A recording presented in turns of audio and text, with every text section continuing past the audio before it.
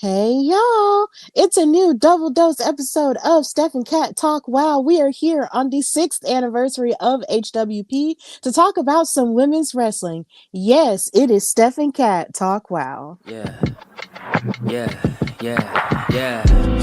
Making her way to the mic. They start dimming the lights. You start feeling alright. From Birmingham, home of the Teddy Longs and the Ruben Studders. More once you discover. For all of the lovers, Whitney Houston and Roman Reigns. For all of the lovers of Mickey James and Marvin Gaye. For all of the lovers of Sasha Banks, Janelle Monáe, Silk, Sonic, and Paige. Allow me to say, look, I just found a place, sweet escape. For every one of us, I was kinda late, so I just made it up the struggle bus. Walking by the fate, cause I know it's right in front of us. Yo, I ain't with the hate, gotta focus.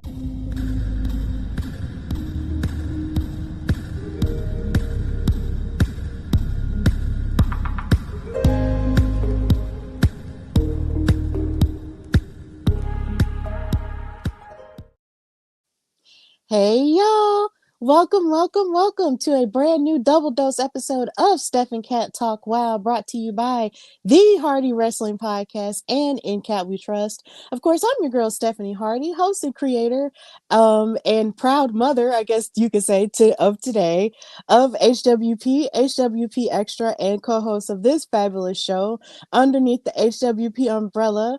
And I'm a contributing writer who's written for places like Daily DDT and hoping to start at Let Them Wrestle pretty soon, as well as color commentator featured on various promotions like Battle Club Pro, Black Girl Magic 2022, Spartan Wrestling, and the Belladonna Division. But of course, I am not alone. I am with my partner in crime, someone who I cannot believe still wants to work with me after all this time, but yet and still is my sister, my partner in crime, an awesome host and awesome super mom, as well as correspondent to various promotions in the New York and New Jersey area, and an author. She is Katrina. How are you, Kat?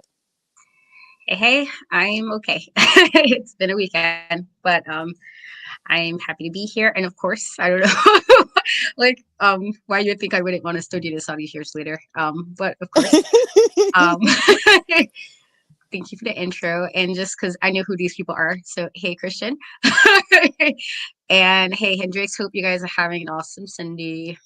Yeah, thank you guys for watching on Twitch. We love that. And also thank everyone who's watching us live on any other platforms as well. And of course, you can watch us later on YouTube. But it's just, when I say I can't believe it, Kat, it's just a general feeling of, when you're sitting and you're reflecting on how long you've been doing a thing, and you're just like, oh my God, how in the world did all of this happen? That's really what I'm going through right now. Like all day, all morning, all weekend, really, is just thinking about the idea of my anniversary is coming up. It's been 6 years. Woo. So much has happened, and I'm so happy, and humbled by everything. And just happy and humbled by the idea that, people, still to this day, actually care and want to work with you, and you've actually built a thing that people want to be a part of. So it's just a general feeling of holy cow. Yeah. So that's really what it is. But all in all, it's a sense of gratefulness and happiness over having the courage to build a thing and be consistent at it, and being, good enough at it to the point where people love listening to you and actually want to help you do things. It's just a very wonderful thing.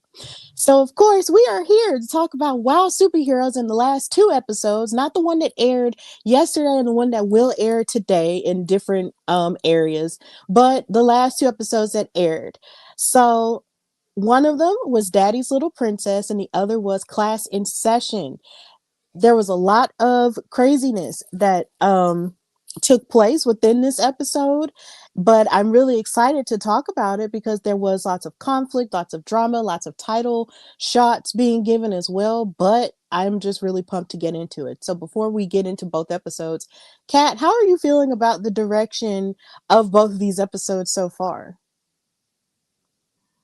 I liked it. I got to see a little more of somebody who had a lot to say the last time I made some comments. My comments still stand, but I did get a chance to, see some in action there. So I appreciated that. But I like so far what we're getting.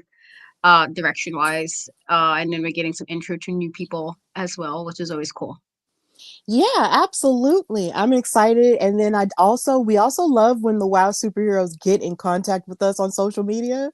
Like anytime we post anything and about them, they see it and then they interact with it almost immediately. And it can go either really, really good or it can go really, really sideways, but it's all out of love and and it's just out of our passion for the show and our passion for the wrestlers and everything. But we love it when people like Arianna Gambino and Reina Del Rey sort of, take a little bit of umbrage of things that we have to say, but Katrina stands on business, okay? We stand on business on this show. When we say how we feel, we mean it, and nobody can really change it. And that is perfectly fine. So, thank you guys, our WoW superheroes, for interacting with us. We always love it. We're always grateful for it. So the first episode is Daddy's Little Princess. Speaking of people getting into it with Katrina, this is centered mostly on her in-ring debut of Ariana Gambino. It started with an interview with Sibley Skulls and Catalina Speed, who really hadn't seen that much of in a minute, but I was really happy that we did get to see her in this episode. And we might be seeing more of her as, the next episodes go on. She stated to Sibley Skulls that there's only room for her speed versus Genesis, and she's damn sure about that action. So they also gave a superhero spotlight to Genesis and the debuting Drusilla Blade. Of course, we saw Genesis training out in the desert with her sharing her thoughts on her direction when it comes to the WoW World title. And she's upset that he's giving title opportunities to so many of the other girls and handing them out like candy, is what she said. And she knows that she won't grovel or beg for opportunities, but she will continue to call him out and call out the injustice of WoW. And while she was out there training, she found Drusilla Blade and she decided to become, an ally to her cause of calling out injustice so she can finally get what she feels like is hers. And she called Drusilla Blade the ultimate weapon. We saw her with her braids and everything and with her swords and all the above. This is a really cool ninja swordswoman like woman, and it's just like she's that woman like woman. That's so funny. But either way, she's amazing. She was breathtaking. When I saw her, I was just like, holy cow, Drusilla, like you look like you could hurt me and murder me, but you're so pretty. Like, what is going on? So that led to Genesis having her match against Catalina Speed. But before we get to that, how did you feel about the introduction of Drusilla Blade, Kat? I liked it. I'm interested to see how she's gonna work with Genesis, just because Genesis have been teamed with people before and haven't necessarily been always successful. And her teams in regards to how she starts to feel about her team members, the people in her group, her space per se. But I liked what I saw. I'm interested to see how the dynamic between the two of them play out like later on.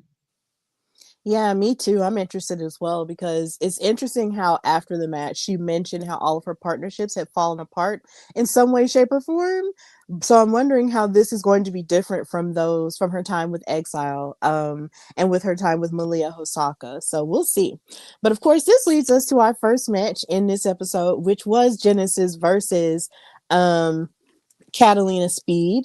So this match, with both ladies, they both locked up and then shoved each other back and forth, with Genesis hitting an X choke attempt on Catalina. Something that I liked seeing from Catalina Speed in this match is that how she had her well scouted in the beginning because she actually had it blocked. But of course, Genesis then attempted a triangle choke, but Catalina then again escaped from her and then tried to tussle into a 2 count, like I said, with her knowing what was coming from Genesis. Then Catalina leaped over Genesis with a bottom rope assist and gave a shoulder tackle to her. Then Speed hit her version of the Three Amigos, of course, which was made famous by Eddie Guerrero. I feel like there are so many things that are certain in the wrestling world, and it's going to be people paying tribute to Eddie Guerrero by doing the Three Amigos because it's a very potent set of suplexes, and I just love seeing. Also, just seeing people of Latin descent mostly do it. I love seeing everyone do it, don't get me wrong, but I love seeing people of Latin descent do it as well, because that's just that form of representation just trickling down.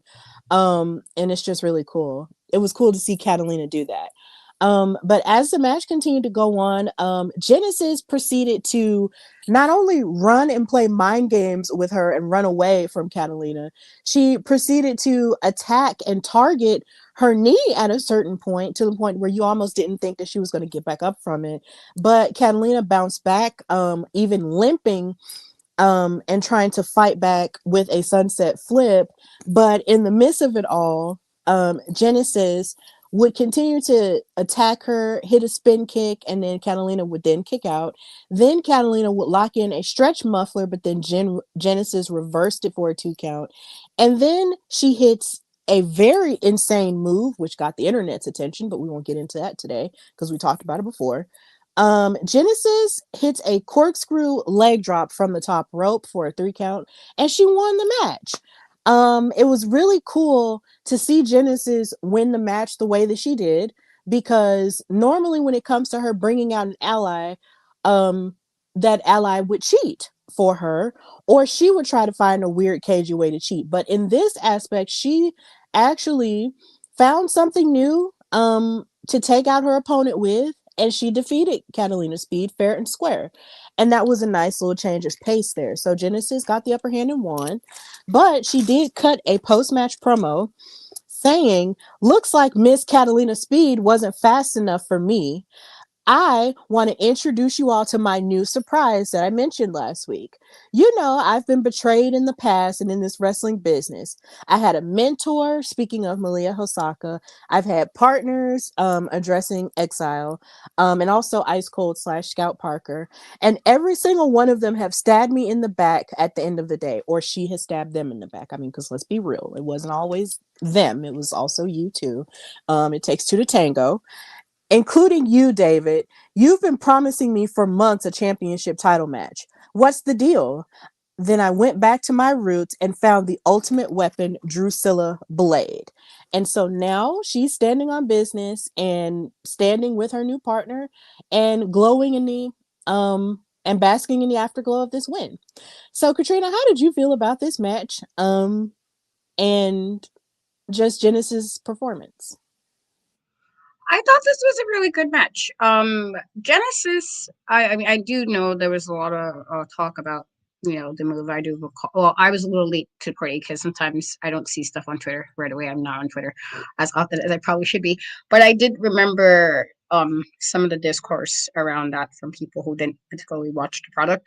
Um, with that being said, I thought I was very impressed with Genesis in this match, even if there was a stumble or so, just because she didn't like have the person out there helping her. And it's something to be said. Like, there's times when Genesis will do a match and she'll win it, and I'm like, yes, she won it, no nonsense. And then the next time we see her again, there's some nonsense involved. And so I'm hoping that with this win and her moving forward, it'll stick to her, that even if she has somebody else that's like her surprise or just her ace in the hole, or have this person in my pocket in case, with however the sayings may go, that she continue doing so, winning matches, but on her own accord, and not like cheating or having somebody interfere or some nonsense. Because I feel like that in itself, and while I know there's faces and heels do nonsense and cheat, I do like Genesis. I do think her wrestling is good, and like, I would like to see her get there and get there the right way, without nonsense. And while I will say sometimes when they beef with David, I'd be like, you're not wrong, because he be engaging in shenanigans sometimes. I'm like, are we not seeing the same thing? Or sometimes referees, I'm like, I'm gonna need y'all to get your spectacles or like whatever we need to make sure we all on the same page and we all seeing the same stuff. Okay, so I can understand in that regard. Like, she's not wrong. Like, sometimes David be on one with sometimes saying things and not necessarily doing what he says. But I did appreciate this match. I thought Catalina did well, as well, and she's pretty more on the newer side for me, for a while. And so I thought she did good. I thought she handled Genesis well, but Genesis did prevail in this, and I am looking forward to see what all of them do in the next few weeks. Yeah, me too. And I love that part that you added about Genesis winning on her own. But it's so funny that it just seems like she's sort of opening the door again for her to win via shenanigans. Like you mentioned, like she usually does, after she wins a match on her own and then she goes back and then she cheats. It's almost as if she's not as confident in her ability to win on her own. So she just goes back to what she knows. And that makes me sad because she's so talented and she's so great without shenanigans, and also just without this, without another person doing the cheating for her, which Loki scares me because you have Drusilla Blade out there on the side with these double swords, and it just kind of gives me the impression that she does not have any good intentions for any of the other WoW superheroes if it has to do with them going up against Genesis. So um I'm very hopeful about Genesis this year. I said this on a previous episode. I think that this really might be her year to finally get on top and win a WoW World title. I would love that, but I'm just hoping that her trajectory stays upward and not just her going back to old habits that only that makes her look like she can't defend herself in a way that's actually free and clear and fair. So yeah, and I loved Catalina Speed's performance as well. So yeah, this was a really solid opening. I liked it. Also in this episode, we saw Mela Hey Now do sort of like a on the street type of interviews with the crowd in on Fremont Street, and they were pretty much happy to be there. You could definitely tell some of them were very turned up, but then again, it's Las Vegas. You're gonna be turned up if you're there for fun and all of the above. But it was a lot of people who were very excited to even have their children, their sons, even out there watching women be powerful and stuff like that. And that was really cool. So big ups to those people who got to have that live experience, and big ups to Mela Hey Now doing those interviews. So we also saw a recap of the drama between the Dojo Defenders, Tara Strike and Kara Kai, and their miscommunication, which cost them their first WoW tag team title match. And of course, we saw Tara earn them another shot by going up against Lindsey Carlson in that singles bout, which was pretty awesome because, of course, we're fans of her outside of WoW, but just to see Tootie/Tara get that type of focus in that episode was really, really awesome. So it was cool. So this leads us to an interview that Sibley was having with our WoW Tag Team champions, Miami Sweet Heat, who were just irritated at the idea that the Dojo Defenders just couldn't get themselves together or get on the right page in order to face them, because they claim that they are the standard because they are always ready for whatever challenges come their way. And that could mean so many things when it comes to them, because of course they're not only like a really great tag team, they also have Lana Star and Penelope Pink there, who are their X factors. But either way, they were very aggravated at the Dojo Defenders just not having their stuff together and just saying, look, if you come at us, you best not miss. And we are the 5-time WoW tag team champions for a reason. So that was really interesting.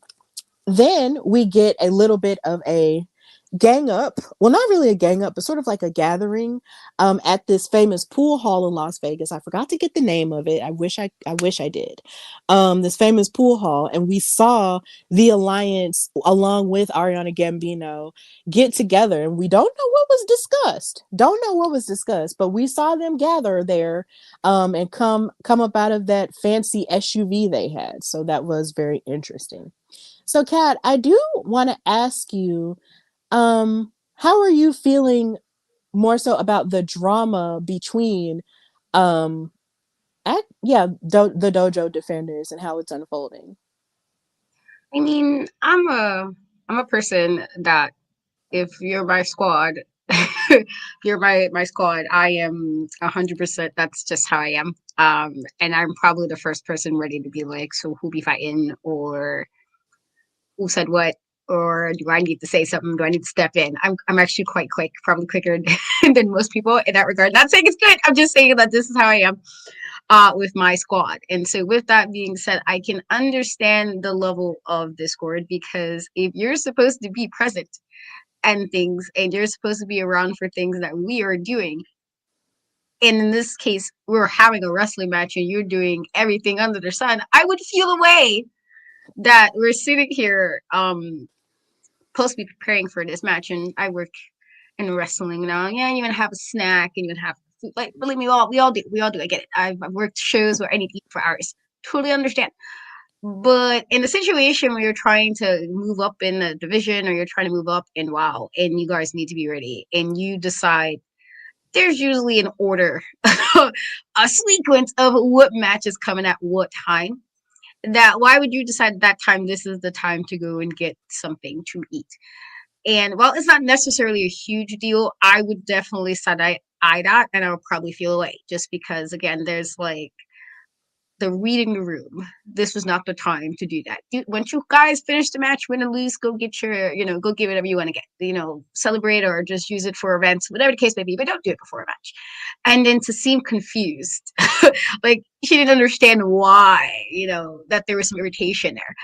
I personally don't like nonsense like that. I think like let's call everything the way it is and let's be 100. But in particular, if you're supposed to be there for your teammate or your team or your tag partner or your group, your friends, whatever the case may be, didn't actually do that. And in this case, it was a wrestling match. And so I can understand while there is some discord because personally, I would have probably been upset about that. For me, it's understandable.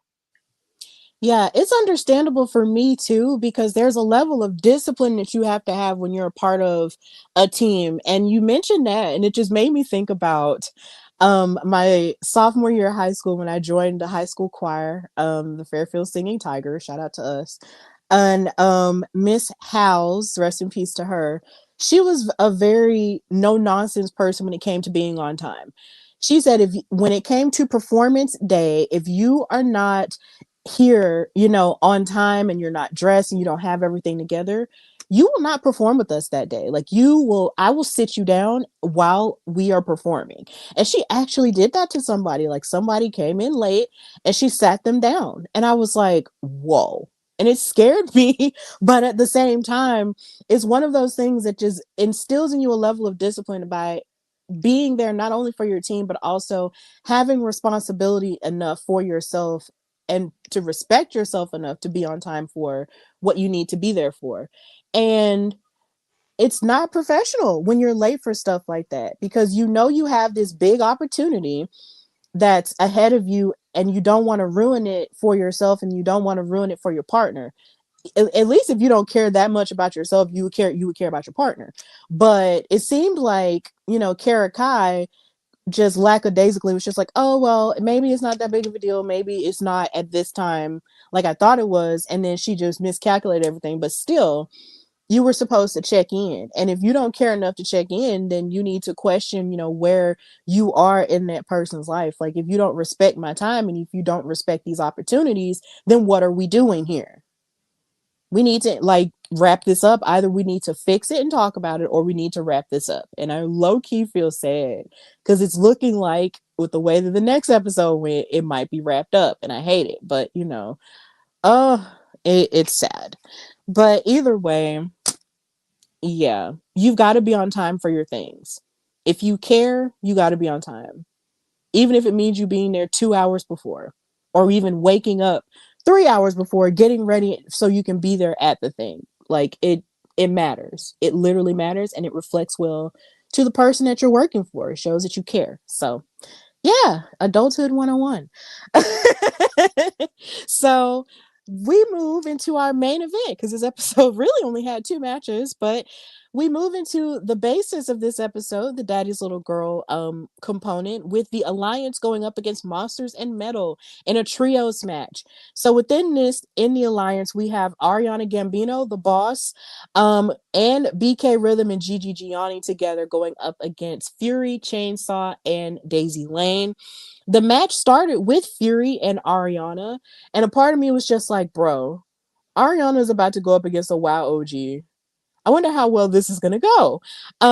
Fury then tipped Ariana Gambino over with two schoolgirl roll-ups as if to say, welcome to WoW, kid. That's kind of what it felt like to me. She was like, look, I'm gonna shake you up since you want to think you're all that already. So then Arianna elbowed Fury and hung her throat on the top rope, just being a little bit cagey in the beginning. And then she posed and bragged about it with BK and Gigi. But then after Fury got away, she tags in Chainsaw, and then she didn't want any of Chainsaw, so she tagged in BK. And Chainsaw proceeded to go on the attack and throw BK into their corner, and essentially just keep their attack going with Daisy Lane as well, who gave an insecurity kick and then tagged Fury back in. Um, Fury then gave a German suplex to BK Rhythm and then threw her into the corner and just kept her isolated, and gave her a suplex for a 2 count. Then Daisy Lane got into the match, and I feel like that's where the trajectory kind of changed because the Alliance proceeded to gang up on her and attack her over and over again. After she got caught up after a certain point, but then once she was finally able to fight them off and tag in Chainsaw, everything got shook up. Chainsaw slammed Gigi, then the referee got pulled out as he counted what would have been a 1, 2, 3.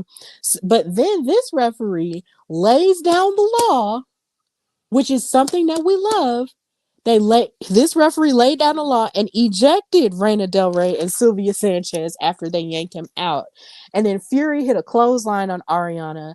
Chainsaw then chokeslams BK Rhythm onto the apron. And then Fury backhanded Gigi Gianni, and then Chainsaw choke slammed Arianna and then assisted Daisy with the graveyard smash, and Monsters of Metal won the match.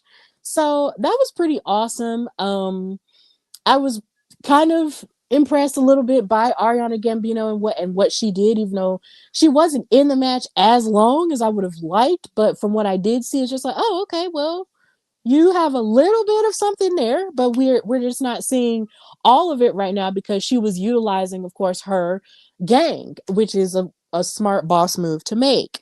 But of course, they didn't win. Monsters and Metal got the upper hand, and now they are jockeying for a new opportunity or a new chance at the WoW Trios titles that was essentially stolen from them by Top Tier. So, Katrina, how did you feel about this match, and how did you feel about Ariana Gambino's performance, and what statement do you think that Monsters and Metal were making here? I thought it was a good match. I will say with Ariana, like there's something. Like I said earlier, I still haven't seen enough for all the stuff that she was saying. Or rather her and Rena Del Rey was saying. They had a lot to say the last time I made some comments. But she has something. It's a little something, something. I'm seeing something, but not again, not enough for the level of shit talking, if you will, that I was hearing. I feel like I'm a firm believer. You don't talk this much shit, back it up.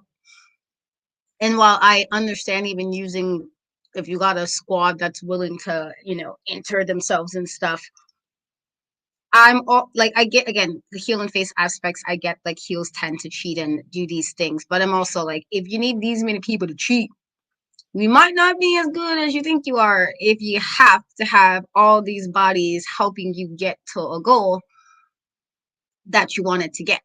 It might even be different when you could have probably proven everything that they were saying by winning this match once the other two got ejected, but you guys didn't. And so it's like, to speak that, not saying don't have confidence in your team, that's not what I mean, but like, if you're gonna speak that crazy about what you can do and you can do this and you're better than your sister, since basically that's what was implied.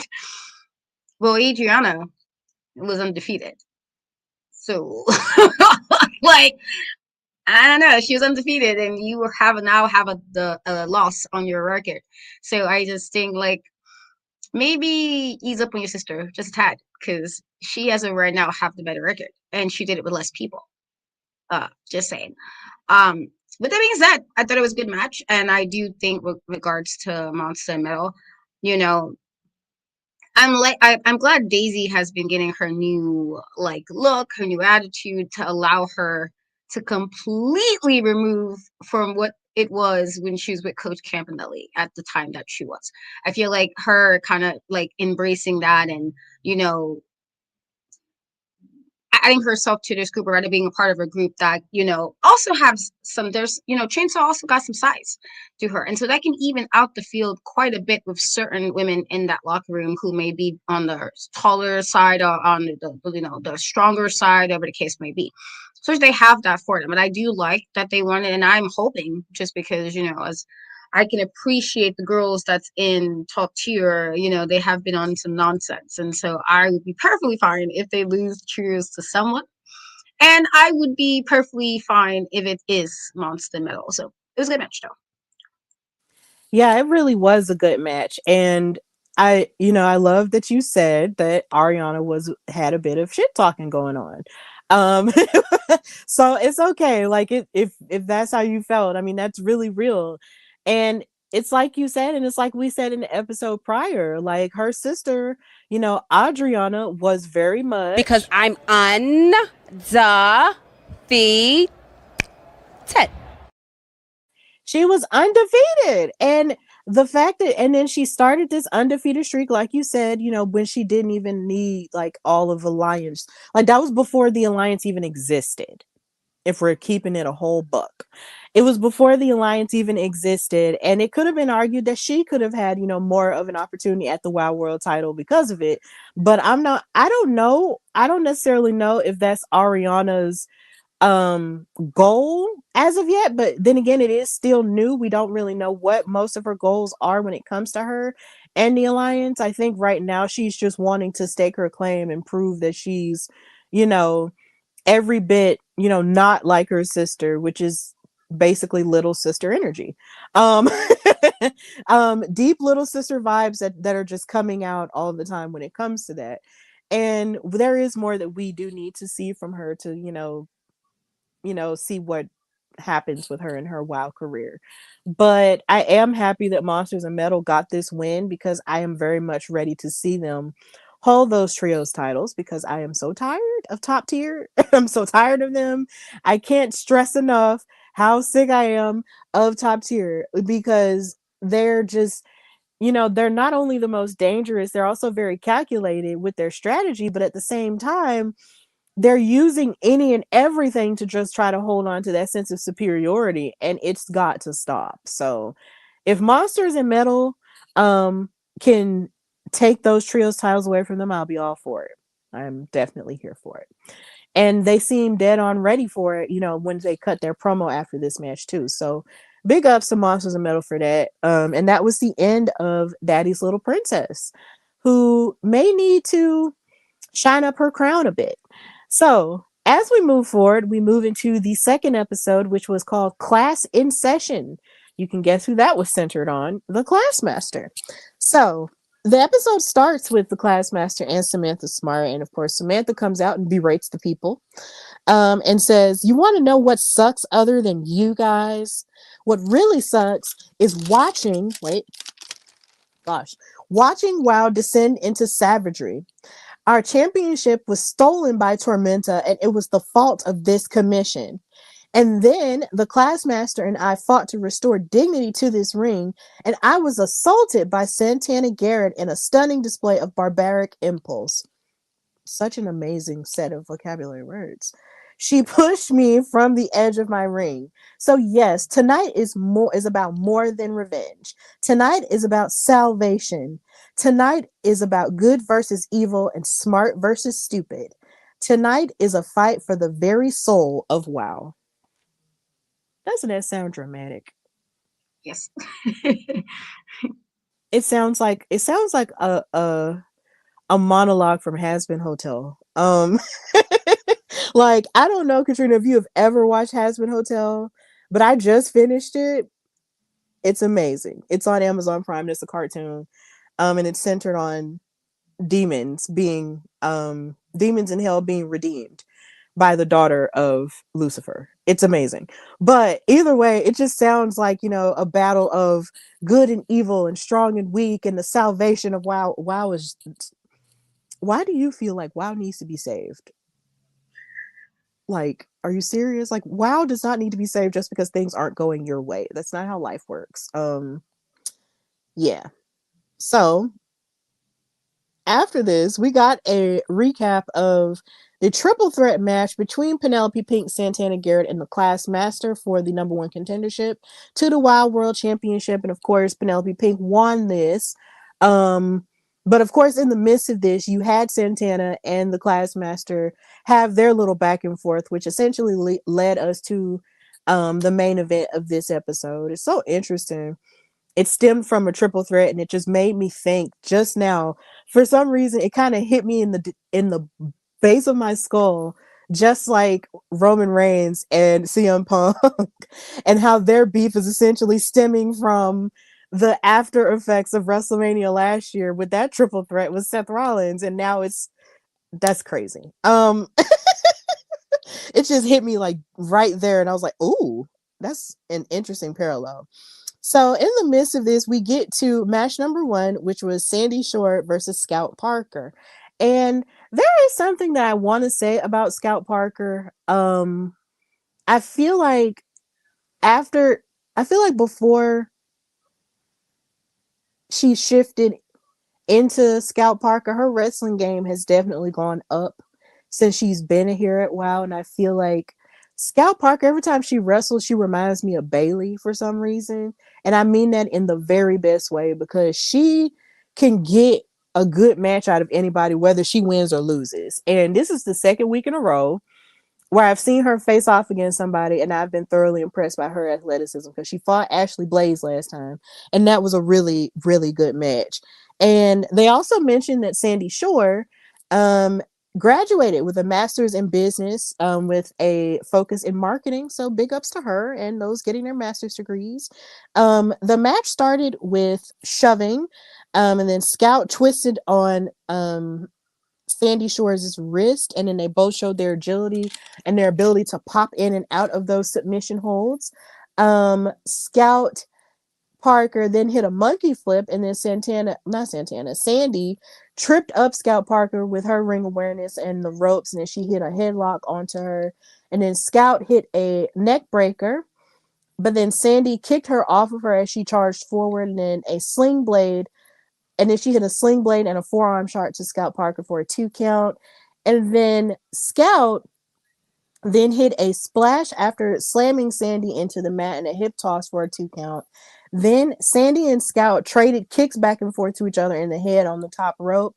And then Scout Parker threw Sandy off of the top rope and then hit a backflip clothesline for a 3 count. And Scout, all these S names are messing me up. Not Sandy, oh my God, Scout Parker wound up winning the match. And like I said, like, this was a very good bout between both of these women. Sandy Shore really has been improving a lot of her game in the past season as well. But Scout Parker is really becoming like WoW's ace, and I like seeing that happen. So I really enjoyed this match and the back and forth between both of these women. But Scout Parker is out here touching grass and kicking ass. So, Katrina, how did you feel about this match?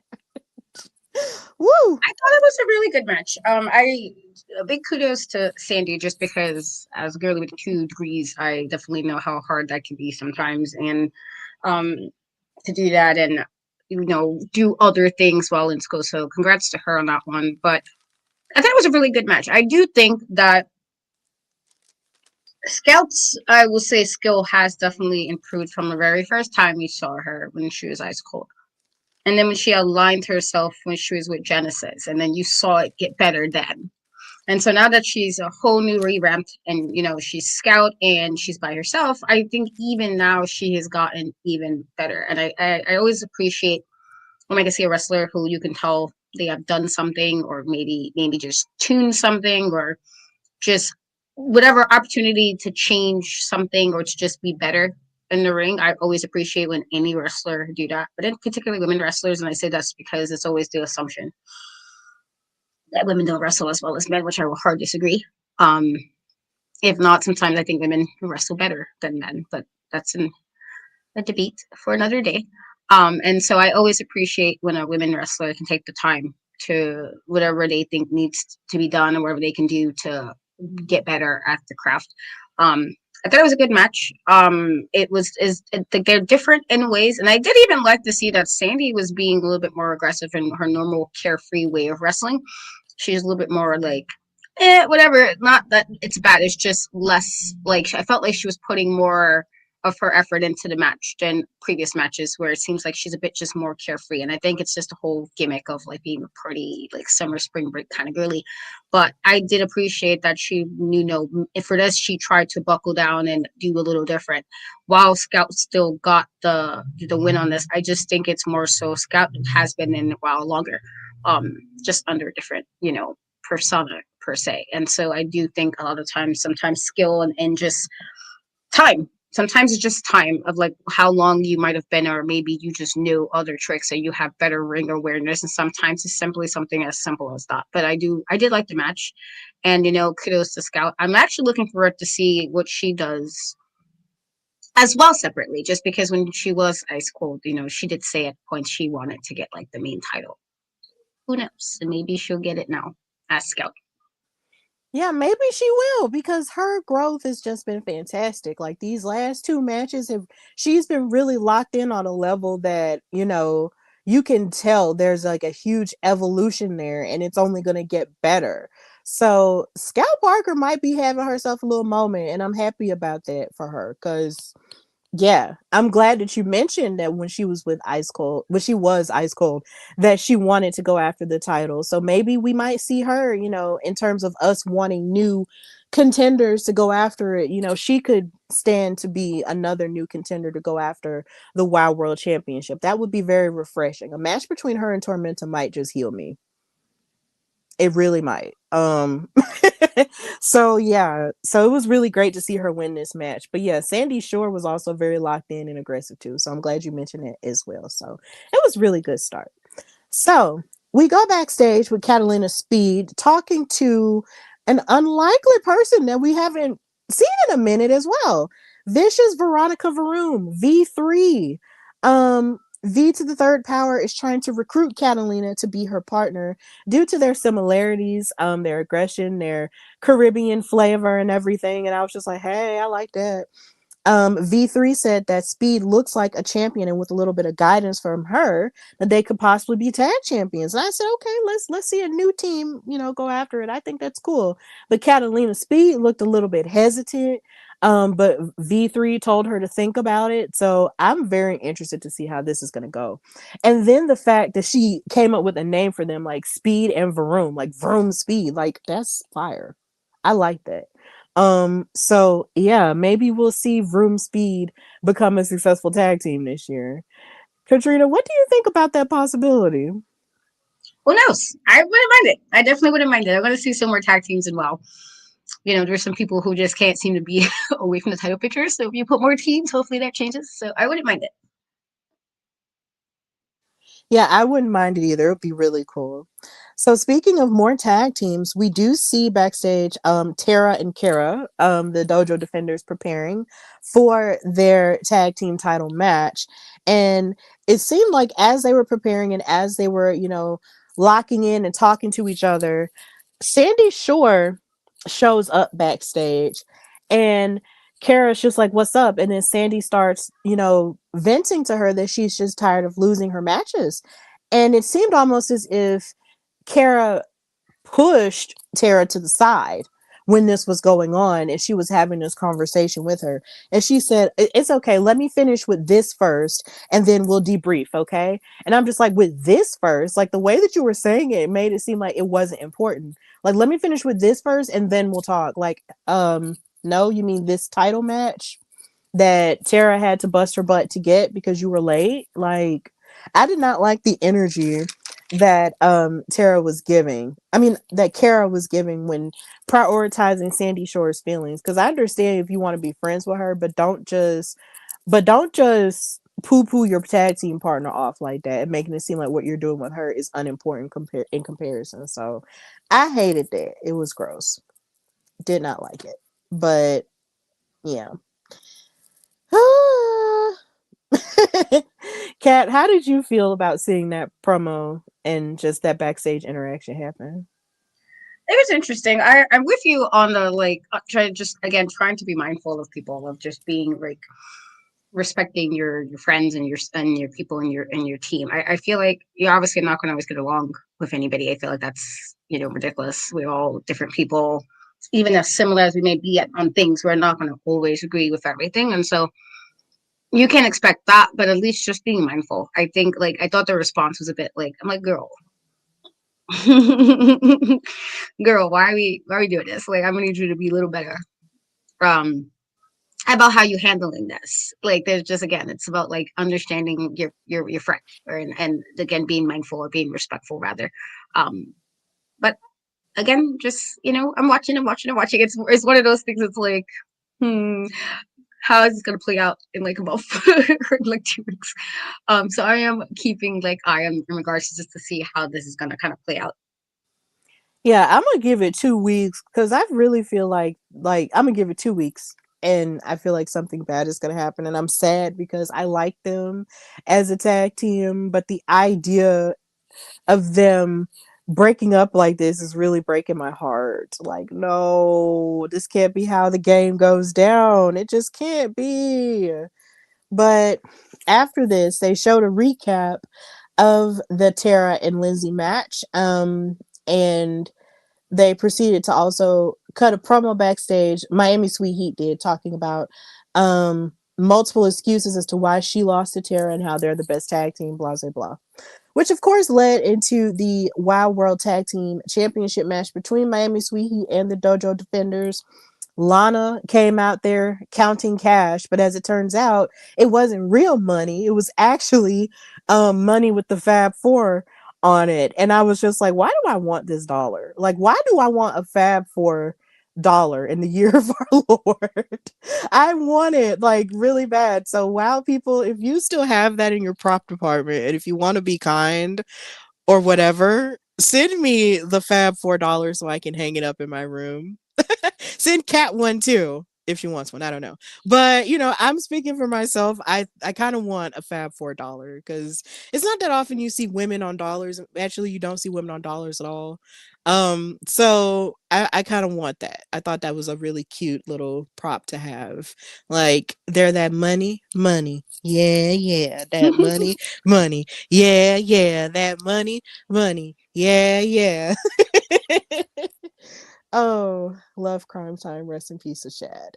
So, as she's counting that cash, um the match does get started with kicks from Tara and Kara after ducking the sneak attack from Lindsey and Laurie. Kara and Laurie start the match properly, and Kara hits her with a gator roll and a sunset flip for a 2 count. And it also seemed, well, throughout this match, or at least the beginning part, Kara hit her Karana from the top rope onto Laurie, and then she tagged Tara. And then both defenders proceeded to attack Laurie with strikes and kicks for a 2 count. They were on one accord at the very beginning of this match. And then Tara was using her hand strikes to light up Laurie so badly that Laurie literally was telling her, "Girl, stop!" And I'm just like, no, she's not going to stop. This is a match. Then Lana proceeded to pull on Tara's legs as to stop her momentum as she was going ham. Then Laurie gave a big boot to Tara, knocking her out, and then she tagged in Lindsey. And then they hit double tackles to Tara in their corner and a boot to the jaw. Then Laurie climbed up the top rope because she's the sister that likes to high fly, and hit a double stomp onto Tara's abs as Lindsey held her up and propelled her on the top rope. It was pretty nuts.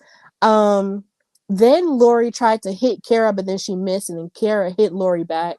And then Tara kicked Laurie while distracted, and both of them tag each other's teams in. And then Kara got distracted by Laurie, who doesn't leave the ring. And then Lindsey grabbed Kara and slammed her head into the mat and then continued to punish her. And then Kara did go for another victory roll for a 2 count. Then she tagged Tara, but then as she goes ham with the chops, she gave Laurie a knee to the chest, and then Tara hits a sunset flip, but does not know that Kara tagged her in the midst of it. This is where the communication breakdown is rearing in its ugly head with the Dojo Defenders. Kara tagged her. She didn't know. And at some point, it looked like Tara could have finished the match, but then because of that tag, it didn't finish. They fussed back and forth about it. Then Lindsey and Laurie took advantage with the attack on to Kara, and then they hit the fab jab for the 1, 2, 3. And now the winners and the still WoW World Tag Team Champions are Miami Sweet Heat. And they cut a post-match promos and roasting Kara for not being on time. And then also roasting the both of them for not being on the same page, and they vow to keep the tag team titles forever. So, Katrina, how did you feel about the way this match escalated between the Dojo Defenders, and do you think this is something they could come back from? Maybe I feel like if Kara comes in like being on it, I feel like again we are humans. We all make mistakes. Everybody's allowed a mistake. I do think though that sometimes a choice is a choice. And so if you're deciding multiple times not to be on time and not to do what you're supposed to do, that sounds like a choice. I have problems with choices like that. Again, because it's not just about you in this regard. And I think that's part of what it is. Like they didn't have a true conversation, not real one, and there's not whatever that the feelings are not resolved from multiple instances of Kara not being where she's supposed to be or being on time or doing what she's supposed to do. With that being said, Miami Sweet Heat about this whole forever, can we not? I they're cool and all. And I have no problem with them. It's just, but can we not? Like we don't need a forever tag title reign. You ladies have had this title, and again, I'm all for the accolades. Get your accolades, make it happen. But also, I would love to see new people fighting for this belt, and we can't have that if Miami Sweet Heat is every time we see a team possible, here they come. Or every time it's like they're gone for that title for like a week, here comes Lana. Like, oh my god, my team, like they're just thrown to the side. Like, no, you guys are multiple, multi-time champions. We do not need, if anything, move on to the trios if it's that big of a deal. You got, Penelope's there. There are three of you. Technically, you guys can pull that route, but just can we no? Can we just take a minute to be like, no, we don't need that. We don't answer that. Again, I love these ladies. There's nothing like anything, just but no, can we not? I just need them to understand that part. I was like, when no, sis, I did not ask for forever reign. Yeah, we don't need that. But it was a good match until the breakdown. I think again, this is not going to be a situation where they're gonna have to talk about it or something or come to some kind of agreement. Or ultimately, if it comes down to that, maybe it just means it's time to cut ties. Sometimes your time with people are not supposed to be for a long time, even as shitty and sucky as it feels. Sometimes they're just there for a season, as the saying goes. But good match outside of all the drama. Yeah, you're not wrong about that. Sometimes you're right. Like it's just not sometimes you're right. You're right most of the time. I'm sorry. That was a weird order. I'm sorry. But yeah, like you're right. Like sometimes you do have to, have people for a certain season and then you have to let them go. And I feel like we're reaching the point where, Tara is a little bit more focused than Kara is. And I feel like if they are going to split up, which makes me sad to say, I would be here for watching Tara Strike break out on her own. And maybe this is just me wanting to see the wrestler outside of WoW, as Tootie have like a center storyline on her and she goes off on a singles run. If that's what it's gonna have to take, then I'm here for it. But it makes me sad when teams like that break up. But then again, it's like you said, some people just aren't meant to be there forever all the time.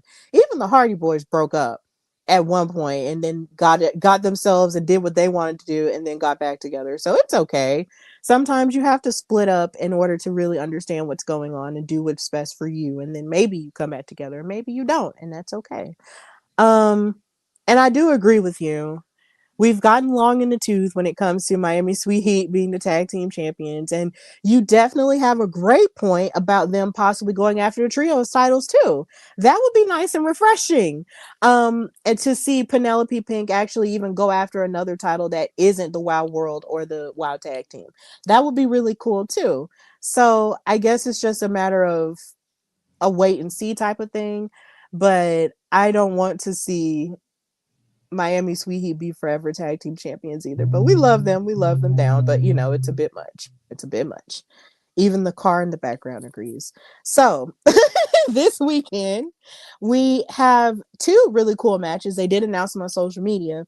But we do have the alliance in tag team action against Lil J Boogie and Gabriella Cruz.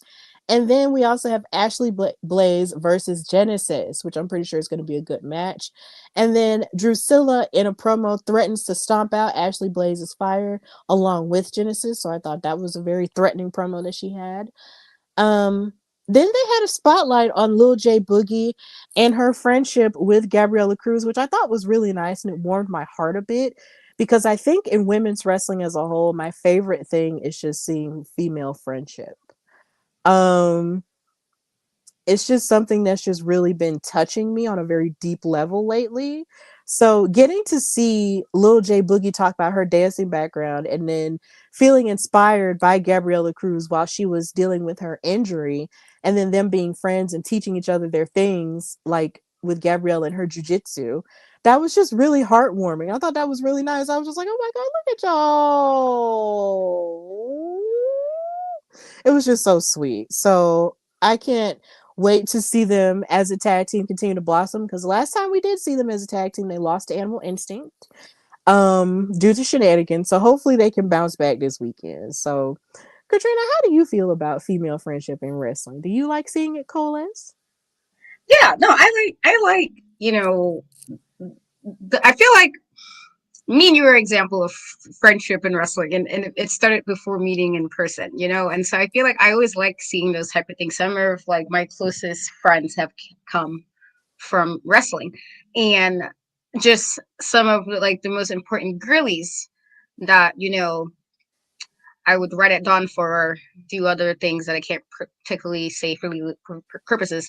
But some of the other women that I would like go really hard for have been because of wrestling. And so I feel like I love when I see that. And, they always say that women are like catty or they pit each other. That's one of the reasons why I didn't really like reality TV, because I hate the aspect of like women just being catty. I feel like we're more than that. And so it's one of the reasons why I don't particularly like reality TV, because it's like, oh, here they go, like they're friends, and then like on the green screen they talk, and I don't like that. And so when I can see like women just bonding and wrestling, I'm like, yes, I'm hyped. It makes me happy because it's just like that's there's a solidarity of being a fan in a space that's usually very male dominated. Or and you get questioned for what you know, and do you know this, and then they want to give you a pop quiz. Like I need to explain to some random person why I like XYZ or this person or that person. And so I always just appreciate there's a solidarity in being a woman and that's in wrestling, that's a friends. And so I like it. I love to see more of it, like just genuine, just like, oh, we got wrestling, yay, and then all that stuff, but wrestling's like an added bonus. Yeah, I love it, and I just love that there's I love the opposites attract kind of thing too. Kind of like just in the grand scheme of women's wrestling, the biggest friendship I think of right now is like Rhea Ripley and Io Sky. With them being not even just the women's tag team champions before they were even champions, you saw that friendship blossom at Evolution, which was even more powerful. Um, and it's just seeing stuff like that and seeing stuff like Charlotte and Alexa and everything else. It's just a very sweet, healing thing when you're watching women being, on one accord, because we can be on one accord. So, it's very much possible. And I'm very much happy that in more recent times, we can watch them be friends with each other. Now, of course, in wrestling, there are the moments where they do fall apart and it hurts, but when in the moments where they do come back together, or when they do come together, it does heal. And I love wrestling sisterhood. I'm so happy that in these last few years I have connected with people like you and people like Shay and Lo and everyone else that are female as well, because you guys have uplifted me and been my solid rock. So I'm just really happy in that regard that female friendships in wrestling do exist, because when I started watching wrestling, I started watching with my dad. Um, that's my father. That's a man. And that's cool. But at the same time, I felt like I couldn't really speak about it with my mom because she wasn't watching it. So when anytime women were into it, I was like, yes, let's talk about it. So it just feels good. It feels really good. So yeah. And I'll take on any man about some wrestling. Like if you want to give me a pop quiz, let's go. I'm not the one you want to mess with. I ain't the one. If you want to give me a pop quiz, I'll pass it with flying colors. Oh, yeah. So, so as we get back to the episode, Samantha Smart vows to bring intelligence back to WoW. And then we also heard from Santana Garrett, who declared that she is a fighter and that the odds have been stacked against her for a good portion of her career. And she's not going to stop facing those challenges now just because Samantha Smart is out there with the Classmaster. Which leads us to our main event, the Classmaster versus Santana Garrett. Classmaster pushed Santana at the beginning, but then they were trading waist locks. Santana Garrett hit a sunset flip for a 1 count. Santana then hit a super kick and a drop toe hold to Classmaster, just getting that offense in very early on the Classmaster, because of course Classmaster is very tall, so it helps when you try to knock down the person really quickly. So I get that strategy from Santana. Santana then flipped her into a crossface, but as she flipped the Classmaster into a crossface and she was sort of bending herself upside down, Classmaster took her fingers and stretched her mouth out with it. And it essentially messed up her game a little bit. But then after that happened, she escapes out of the ring, but then Santana followed the Classmaster out of there, and they were hitting each other with forearm blows and fists, and they just kept fighting back over and over again. Both ladies were trading fists until the Classmaster lifted and slammed Santana into the apron face first, which was really, really crazy. And there was just a lot of great athleticism in this match. Classmaster threw Santana into the ring corner and then gave her a diving back elbow and more elbow shots in a snapmare takeover with the kick to the back. Like, it was very hard hitting, and it did of course have its shenanigans because Samantha Smart kept trying to climb onto the apron to distract the referee and even get the upper hand for the Classmaster. But there was a point where you did see in that picture where Santana even took the yardstick from Samantha Smart and broke it over the Classmaster to try to get the upper hand, which was something we are not used to seeing from Santana. Usually Santana fights in these matches and they're above board, but the fact that she took that yardstick while the referee wasn't looking and hit Classmaster with it, I was like, oh, so we're getting buck. We're getting buck Santana. I like it. But it still didn't help. And then Samantha Smart distracted the referee again before a count was completed after a back handspring elbow and a bulldog DDT from Santana. She took the book that she was trying to use and she slammed her in the head with it, but then the Classmaster ran behind her and allowed for her to slam her in the head with it. And then Santana hit a roll up pin onto the Classmaster and she won the match. And the thing that I love the most about this match was the fact that you saw, number one, Santana not giving up in the midst of all those shenanigans. And number two, you heard a lot of chants from the people for Santana. They were like, Santana, Santana. And I was like, yes, cheer for her. I like it. I like it a lot. And it made me think of Drion Santana. Shout out to her. But yeah, I was just like, y'all better cheer for her. And that was the end of the episode. So, Katrina, how did you feel about this main event? And do you see Santana finally also putting her hat in the ring for another Wild World title opportunity? I'm happy. There was a lot of shenanigans the last time, she had the title, and I would love, like, just It's been a while. I would like to see. I feel like there's been some women we've either seen where somebody lost the title or they got cheated at the title. There was some nonsense going on.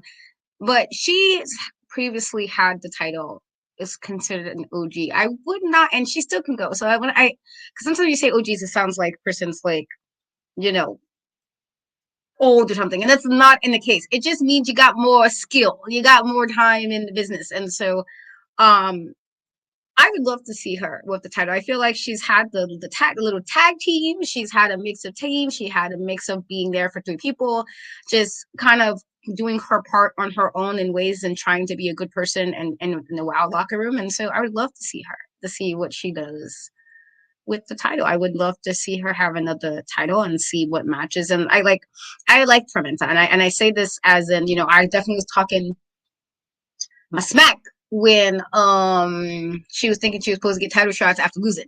To me, I was like, girl, I'm gonna need you to calm that down just a tad, because let's calm down. But she got back there and she made it, and she made it happen. And so I do like that she does have the title. She did it on her own. There was no weirdness. She finally got it done.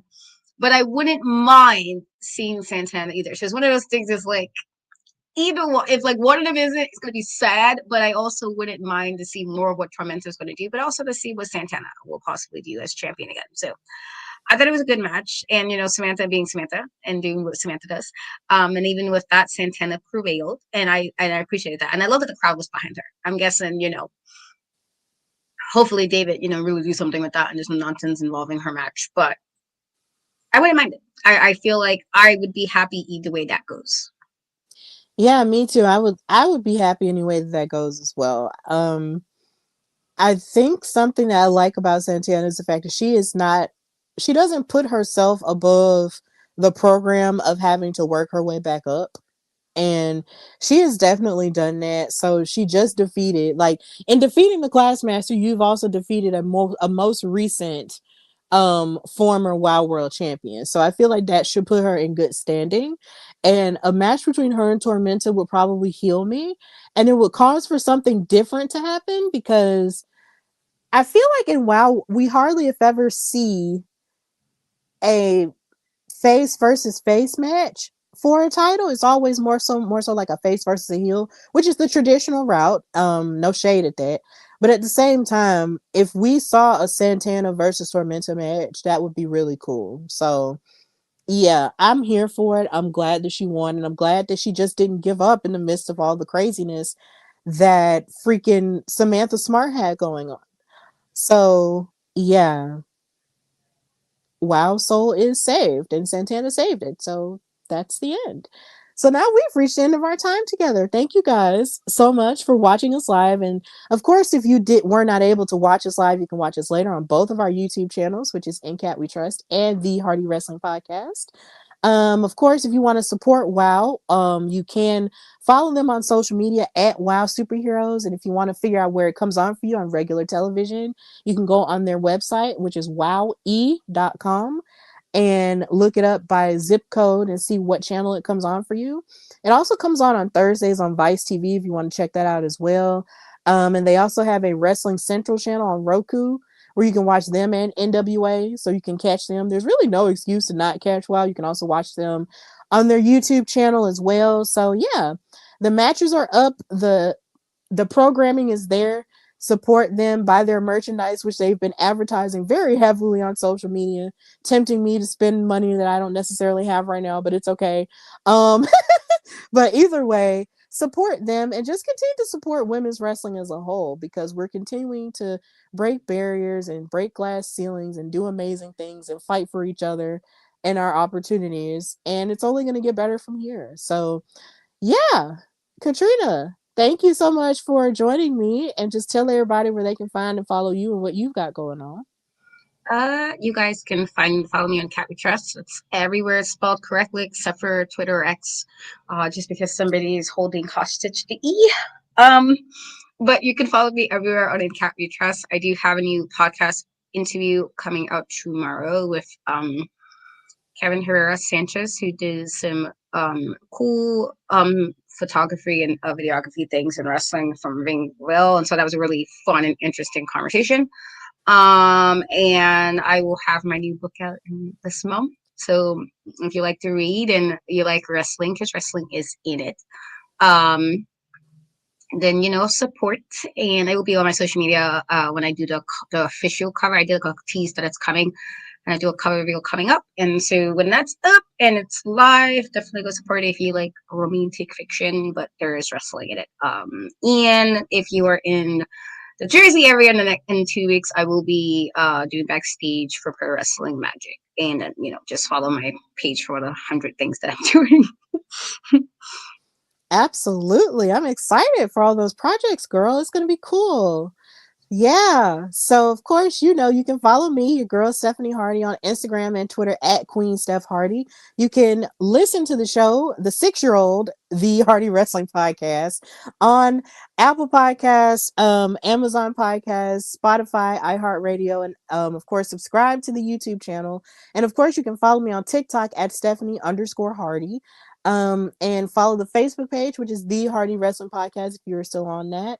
And just continue to support the vibe, and also follow the Hardy Wrestling Podcast on Instagram at Hardy Wrestling Podcast and on Twitter at Hardy Wrestle Pod.